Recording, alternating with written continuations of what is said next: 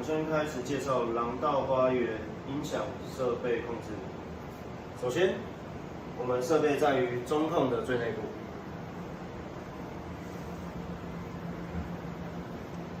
第一步骤，我们开启机柜。开启机柜后，我们会看到5个设备，1、2、3、4、5。那上面都有亚克力板做保护。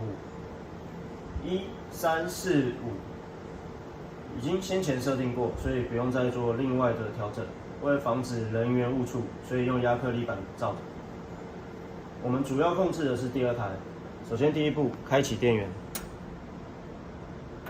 第二步，这边还有一个小电源。那音乐的部分不会做循环播放，所以我们要按 Repeat， 把它切换到偶尔的部分。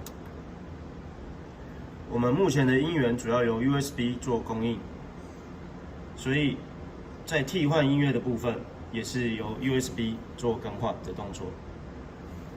那音乐结束的时候呢，我们只需要做电源关闭，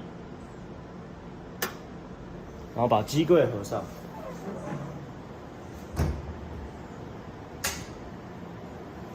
我们介绍到这边结束。